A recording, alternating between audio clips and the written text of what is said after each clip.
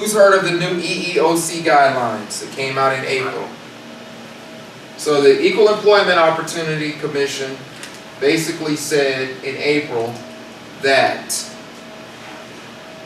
companies that have these broad policies that exclude people with criminal backgrounds, you're dead wrong.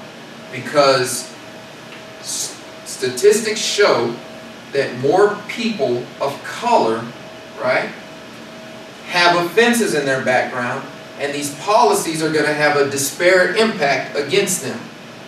So that's a borderline Title VII violation, which includes things like race, sexual, religious discrimination, right? So broad exclusions have a disparate impact based on race and national origin.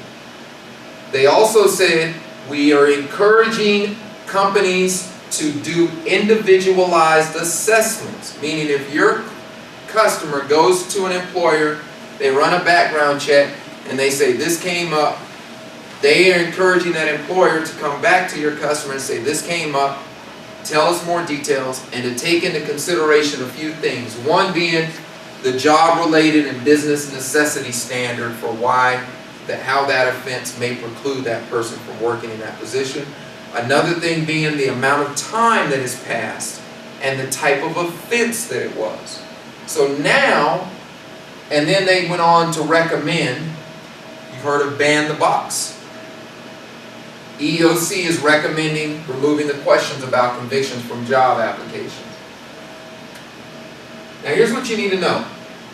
The agency shall not perform a background check until the agency determines that an applicant is a finalist or makes a conditional offer of employment to the applicant. Guess who that is? You know? What agency can't do background checks until they determine that the applicant is a finalist or makes a conditional offer of employment to anyone know? State it. It's the employer. No. Right? Mm-hmm. It's the employer, a specific employer though that we're talking about. So the whole state, Right. government agency. The state of Colorado has this in place. So refer your clients to state jobs. You can apply for them.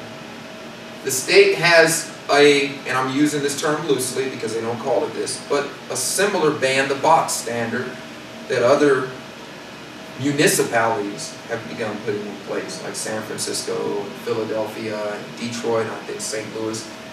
So a lot of people don't know that, but that's their standard. They don't go into that question until you're offered or given a conditional offer of employment or brought in for the interview. Wouldn't that be great if all employers did that? Right? So it's nice to know that's happening at that level because that'll set the tone. Do employers use people's applications and their social security number to run background checks? So yes, but they have to have that disclaimer at the bottom that the person signs off their permission. So they can't run one, back to that myth buster question. They can't run one without the person's signature signing off. And once again, that's one of the, and I can share you copies of that. That's back to that consumer credit reporting, FCRTA, ACT stuff. We've been recommending that they not include their entire social security number. Interesting, okay. Until they're offered the position. Nice. How's that working? Are you getting feedback on that? I haven't gotten any feedback. I haven't gotten any feedback either. So I would be interested to hear what the employer's feedback is on that. Because the clients, if they're not getting calls, then the check-in would be with the employer to say, why don't you call them? And say, well, they can do this all their social. I like that though, because then if they do reach out and say, hey, give us more info, it must be because you're interested in my skills. Well, not only that, that way they're not running your credit Sure. Right. without your knowledge. Right. Well, the key there is, good point, is that signature. The client signs over, and the great thing about the state of Colorado is they should get a notice in the mail. And I've had clients, believe it or not, who haven't been as forthcoming as we've encouraged them to be in some of their job pursuits, gotten a notice that said, hey, this is what you told us, this is what we found, help us understand why we should hire you. you know, and that's where a letter of explanation came into play.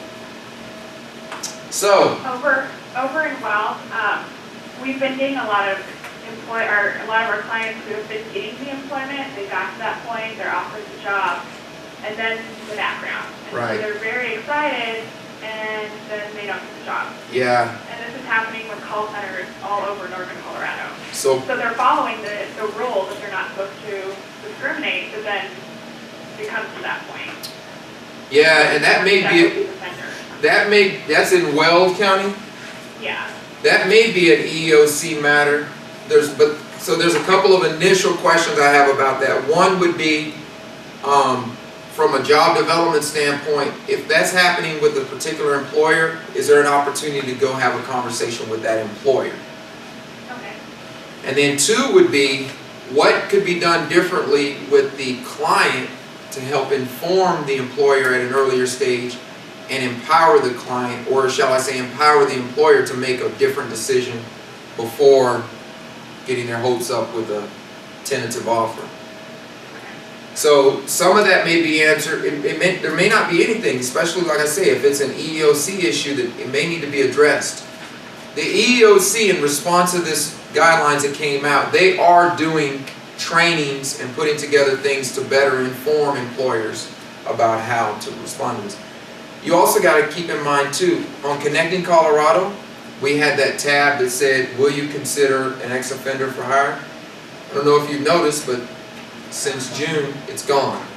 So that's one of the good things that it used to work for our clients, and now it's gone because the ambiguity around those guidelines.